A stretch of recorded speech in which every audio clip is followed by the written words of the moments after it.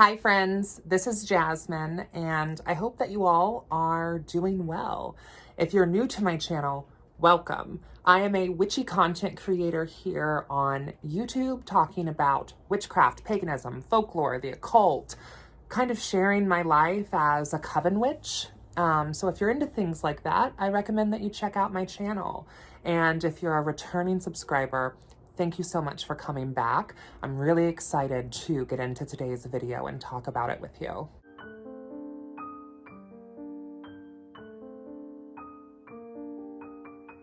The season of the witch, the season of Samhain, the season of the dead is upon us. And there's one very archetypal symbol, especially here in the Midwest, here in the States, here in North America, and possibly further out than that I feel like is one of the most iconic symbols of the season and of Halloween, and that would be the jack-o'-lantern. The jack-o'-lantern is going to be what we are talking about today. What exactly is it? Where has it come from? And why is it that I believe that this is one of the most powerful tools that we as witches can use along with our Samhain rituals, our rituals for the dead?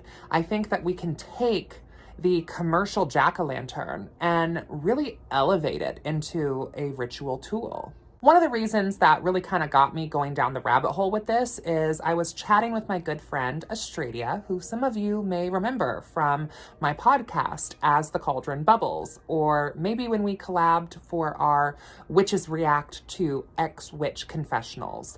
But we were chatting one night and she was talking about how cool jack-o'-lanterns are and how more witches should really use them as protective tools. And, you know, it got me thinking about protection tools that I use. And it made me kind of think of, the evil eye, of course. That's such a powerful cultural protective symbol. But in terms of more general craft, I agree. I definitely think that the jack-o'-lantern can be something that we can incorporate. And so per that conversation, it kind of got me thinking more deeply and more critically about jack-o'-lanterns, like where they came from and why do we carve them? And so this is the rabbit hole that I fell down. Now, by no means, I am no sort of historian, so definitely do your own research here and do not take what I say as absolute gospel. Just as a general sense of good practice, okay? So I believe that the jack-o'-lantern really came from this Irish legend, which is Stingy Jack, which I have found several videos about this here on YouTube. So if you're interested in sort of a devilish, fun, spooky tale about Stingy Jack, I recommend that you go check out some of these other content creators' videos about Stingy Jack here on YouTube. However, I will give you kind of a Cliff Notes version of the story if you would like. So Stingy Jack was a terrible man who, was just living in sin and had a coal black soul and lied and cheated and stealed and did all these horrible, terrible things. And he was also a raging alcoholic. And the town didn't like him, and he was kind of known as being stingy or, not really paying his fair share. He would go out to the bars and he would try to scam and scheme his way out of paying all of his bills, things like that. He was just kind of a disreputable man. And I guess the name Jack was also kind of used as like associating a man of a lower economic status. So Stingy Jack, you can kind of make the correspondence there.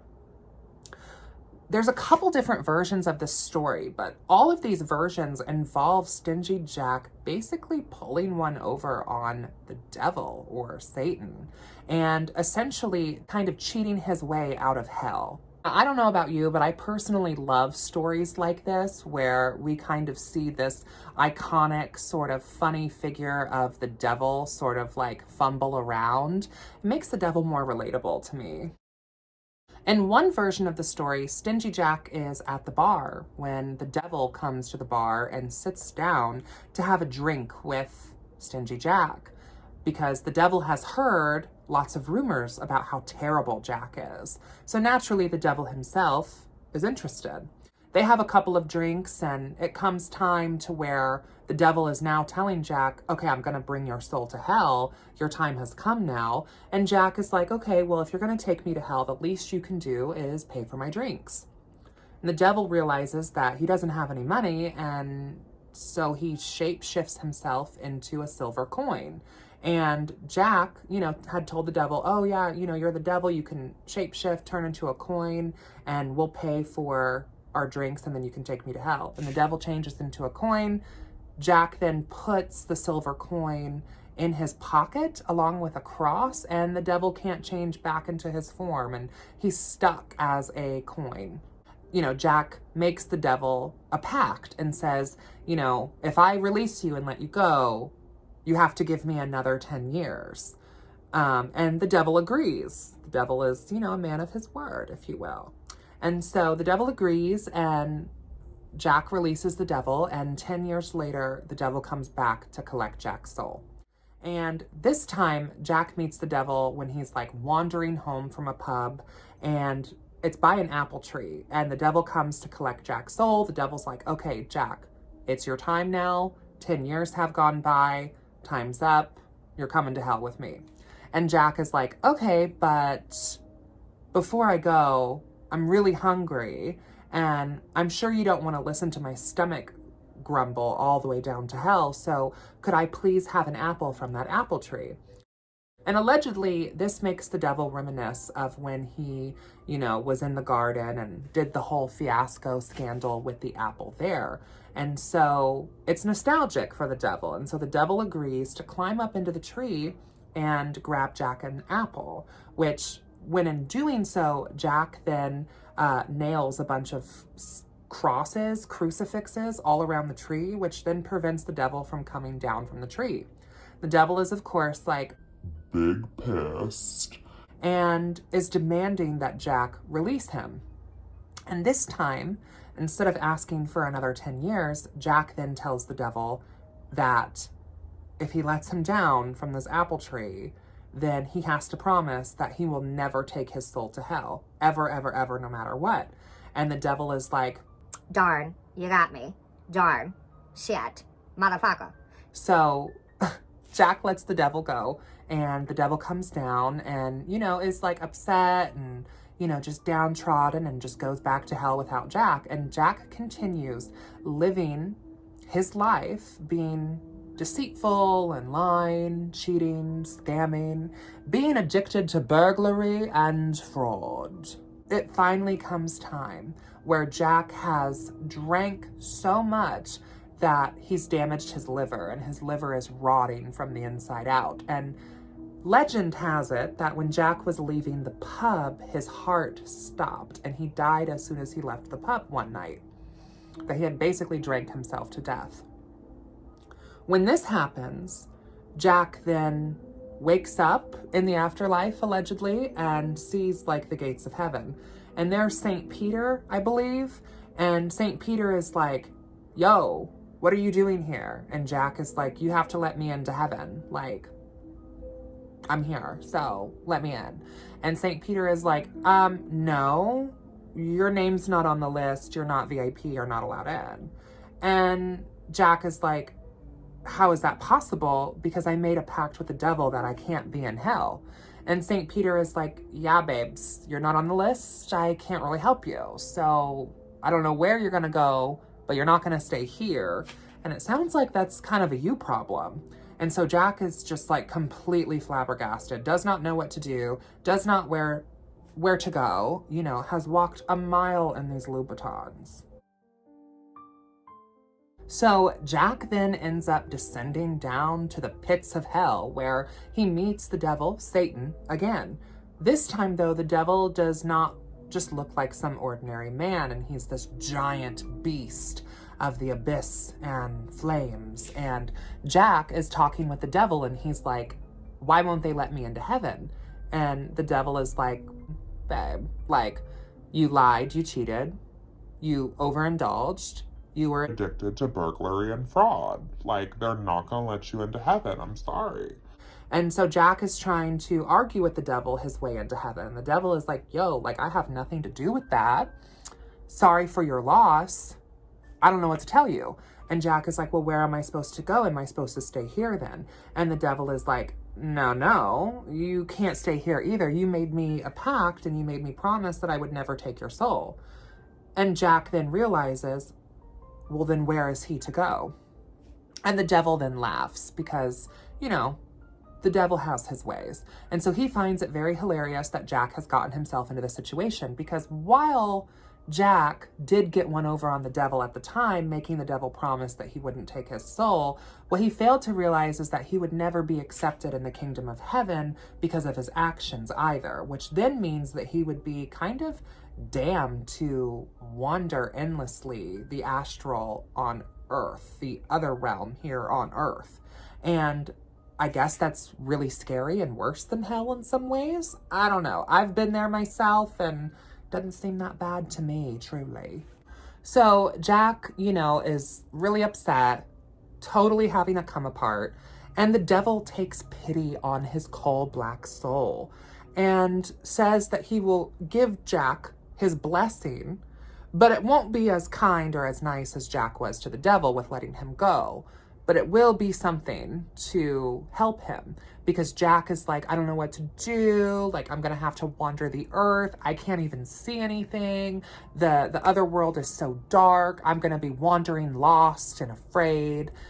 Maybe kind of like that show Naked and Afraid. The devil takes pity on him and he's like, okay, listen, best I can do is give you a spark of hellfire. And Jack is like, what? How is that supposed to help me? And so the devil then snaps his fingers, creates a little piece of hellfire, and throws this hellfire rock or coal or flame at Jack, which is then scalding hot and burning Jack, and the flame cannot go out. And so it's burning Jack, it's hurting him, and the devil's laughing. And so Jack then quickly places it inside of the quickest thing he can, which is a turnip. I know that you might be thinking that, like, hellfire inside of a turnip, like, how terrifying can that really be? I assure you it's true nightmare fuel. So I guess the story kind of goes that as this legend came over to the Americas, the turnips then turned to pumpkins, because pumpkins were larger, much easier, more readily accessible vegetables here in the West, which I also just found out that apparently pumpkins are actually fruits, and that is scary. So thus we have the aspect of the jack-o'-lantern, which now, as part of our kind of Halloween traditions, we light them and leave them in front of our house. And I've never really thought much really about why we do that. It's just kind of been tradition. And I've loosely known that the jack-o'-lantern is also supposed to ward off against evil spirits. And as your jack-o'-lantern rots, it's thought that the more evil souls it has protected you from or absorbed. I've also heard some stories that the jack-o'-lantern is supposed to protect you from Jack the Lantern that wanders around endlessly searching for lost souls to, I guess, absorb, consume on Halloween night. Now, something that I think that would be cool as a practitioner and as a witch that leans more towards the left-hand path would be to use the jack-o'-lantern as a tool to actually work with the egregore or the spirit of Jack the Lantern. And I know that folklorically, Jack is not really one to be played with, or Jack is not really one to encounter or make good tidings with. But I feel like per Samhain, per Halloween, there's all this talk of these evil, restless dead, or these wandering spirits, or Malefica. And I definitely agree that there is some of that. As the veil thins, I think good, bad, and neutral entities are going to be roaming around. And I know too from firsthand experience that sometimes Samhain can be a time of other sorts of Malefica. So I feel like as witches, we could kind of work with, call out, and make pacts with Jack of the Lantern as a way to keep our circles protected, especially if you think about Jack was an alcoholic. So if we're able to bribe him with enough booze, then maybe he would capture up the wandering souls that would be seeking us harm. Maybe creating a jack-o'-lantern and using it as a ritual tool is something that could be layered into our Samhain rituals. Carving pumpkins for me is like such a nostalgic thing, and it's something that brings me a lot of childhood memories and joy. So I feel like there's some power woven into that aspect as well, because it does relate me to my family and to ancestors in that regard. And so maybe the light of the jack-o'-lantern can also be symbolic of that and not just hellfire. But the hellfire flame is pretty cool to think about too. Do you carve pumpkins? Do you work with jack-o'-the-lantern? Have you done work with jack-o'-the-lantern? I would love to know what that was like. It's something that I am looking forward to exploring more in my personal practice. And to me, I think that Jack, definitely seems kind of more like this trickstery spirit, but one that I feel like if made paxed with correctly could be a really beneficial ally to have on your side, especially on that night. I hope that you all have a beautiful, wonderful, safe, and blessed Halloween, Samhain, All Souls Day, All Saints Day, whatever you are celebrating right now. I hope that it brings you love and peace, joy and happiness, prosperity, health and wealth. And until next time, blessed be, and I'll see you in hell.